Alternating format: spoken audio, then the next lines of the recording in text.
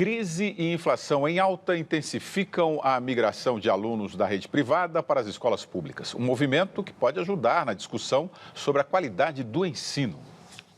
Clara e Nina, filhas do empresário Elias, sempre estudaram em escolas particulares.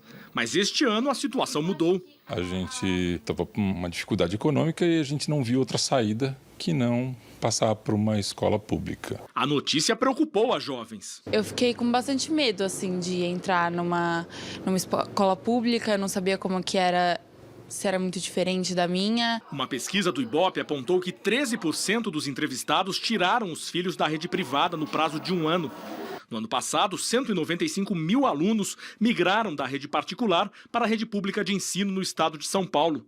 Mas neste ano, só até agosto, o número se repetiu. E no Rio de Janeiro, as transferências até setembro cresceram 15% em relação a 2014 inteiro.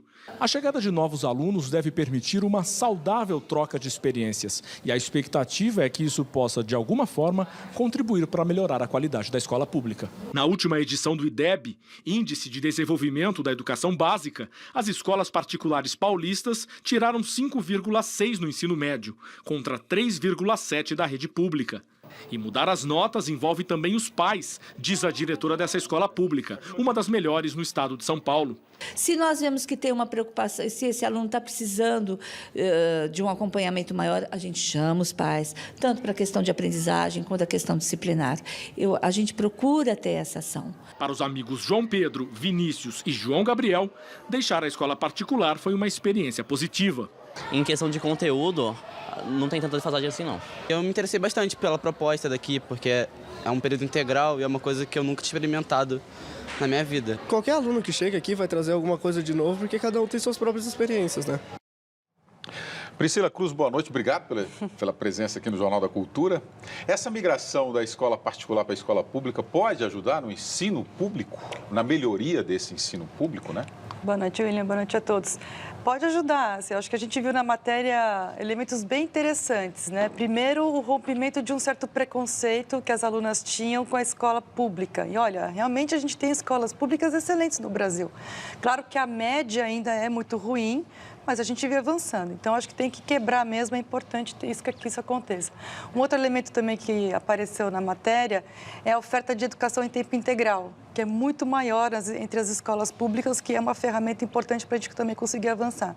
Agora, a gente só vai conseguir realmente fazer com que essa entrada, que é pelo menos um lado positivo dessa crise, fazer com que a entrada da classe média nas escolas públicas realmente eleve a educação para todos, se essa família realmente participar, esses alunos trazerem uma nova referência para as escolas públicas e a gente conseguir fazer com que a escola pública seja o grande objeto de desejo e obsessão de melhoria no nosso país. Acho que, à medida que mais pessoas da classe média passam a frequentar a escola pública, ela vai passar a ser uma preocupação muito maior de toda a sociedade, mas precisa acontecer isso. Luiz Flávio Gomes, boa noite. Boa noite, William. Boa noite, Priscila. Você acredita numa escola pública de qualidade? Na atualidade, é complicado pensar numa escola pública brasileira de qualidade, embora uma ou outra exceção existe no país, com índices aí explosivos melhor que escolas privadas. Sobral, por exemplo, no Ceará, etc.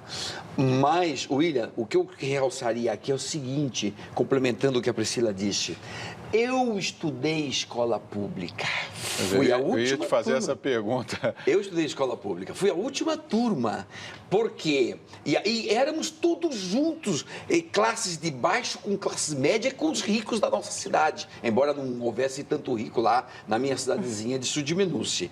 Mas estudamos juntos, então nós não tínhamos preconceitos com outros. Eu ia na casa dos meus amiguinhos, eram amiguinhos pobres. E aí, mais pobres do que eu. Eu já era bem quase pobre, e mais pobre do que eu. Mas então, isso que se perdeu da década de 70 para cá, foi até a década de 60, estávamos juntos.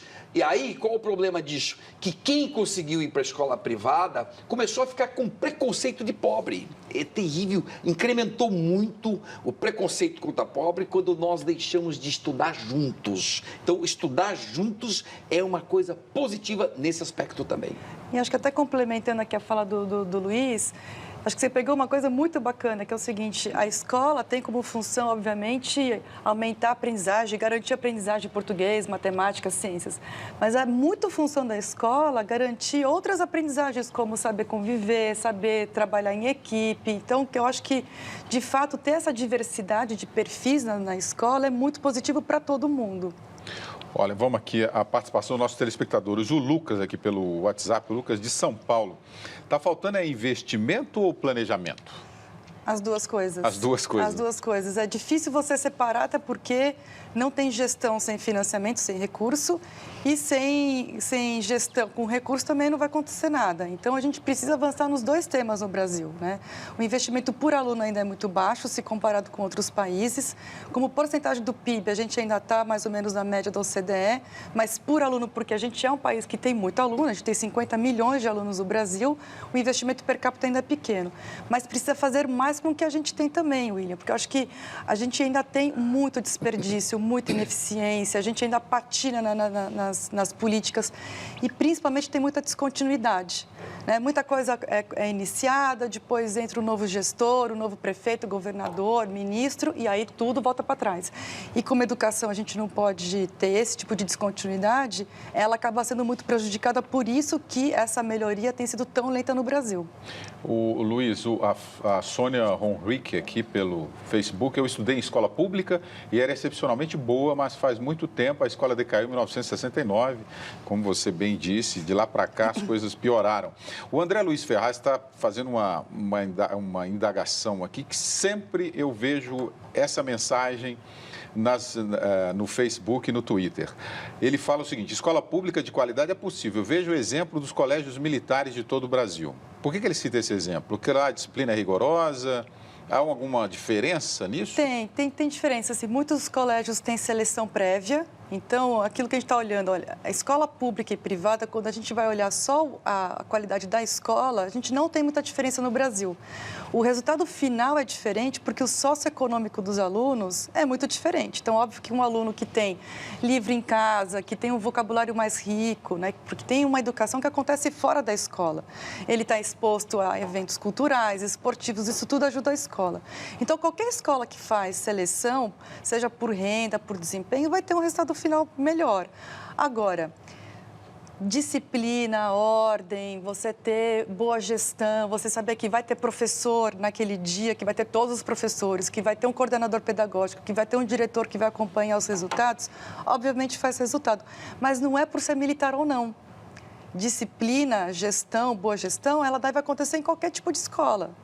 Independe de perfil. Só para a gente encerrar esse assunto, esse é um assunto importante, ainda mais numa televisão como a TV Cultura, né?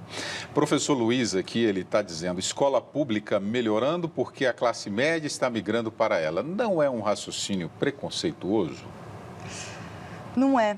Não é porque, de novo, o socioeconômico ele tem um fator, ele tem um impacto muito grande. Então, quando você tem alunos que vêm de um contexto familiar, mas rico não em recursos financeiros apenas, mas mais rico porque ele é exposto a outras experiências que fazem com que a formação dele tenha impacto depois na sua aprendizagem na escola. E isso eleva a aprendizagem de todos os alunos daquela escola. Então, elevar o nível socioeconômico médio ajuda sim. E também porque os pais passam a participar mais. Muitas famílias mais pobres têm medo de participar, têm medo de cobrar o professor, têm medo de cobrar o diretor, de ir lá participar, falar alguma coisa nas reuniões. Então, eu acho que isso vai criando uma nova referência. Não é preconceito, é simplesmente aquilo que o Luiz falou. É ter essa mistura de classes que é positiva para todo mundo.